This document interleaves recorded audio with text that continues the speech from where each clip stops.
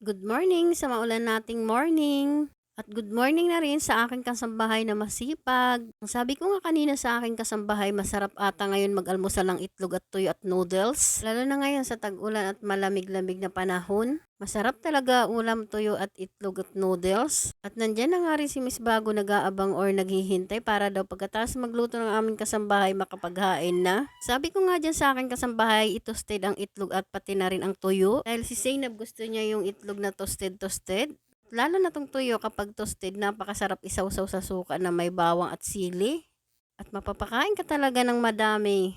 At pagkatapos niya ngang iluto yung itlog at tuyo, iluluto niya na nga din ang noodles ni Zainab. Yung noodles nga namin ay dadalawa lang yan.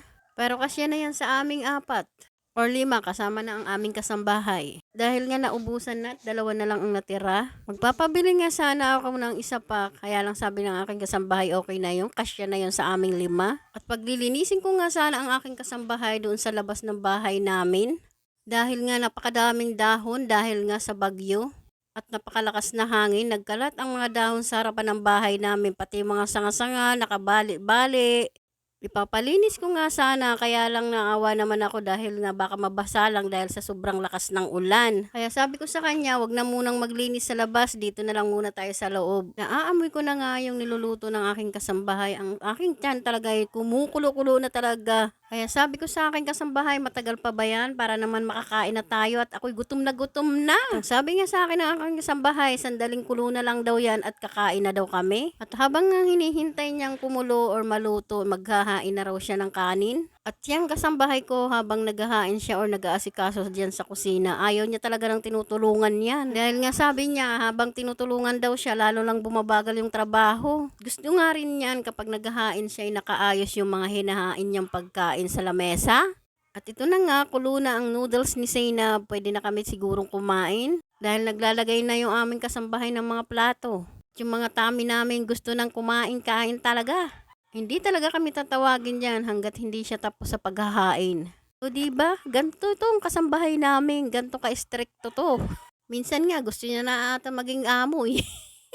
Joke lang naman. Shoutout ko nga ulit ang aking 29k followers. Nagpapasalamat nga ulit ako dahil nga nadagdagan yung aking mga followers. Hindi ko talaga lubos maisip na dadami talaga ng ganito yung mga followers ko or magmamahal sa akin. At salamat talaga sa inyong lahat. Patuloy niyo akong abangan at suportahan. Ngayon ko lang talaga naramdaman to na marami palang nagmamahal sa akin. Kaya lubos ako nagpapasalamat sa inyo. Sa lahat ng aking followers, maraming salamat. At araw-araw ko sasabayin sa inyong maraming salamat at hindi ako magsasawang magsabi ng pasasalamat sa inyo. At ito na nga, tapos na maghain ang aking kasambahay, nagtawag na siya.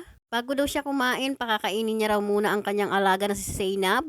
Spoiled talaga sa kanya yan, hindi niya pinapakain ng mag-isa, talagang sinusubuan niya yan para daw makakain ng maayos. Galing-galing talaga ng aking kasambahay. So hanggang dito na lang muna tong bidyong to, mag-almusal na tayong lahat. At hanggang dito na lang tong bidyong to, paki-comment kung tiga saan ka para malaman ko kung hanggang saan nakarating tong bidyong kong to. Thank you for watching! Bye-bye!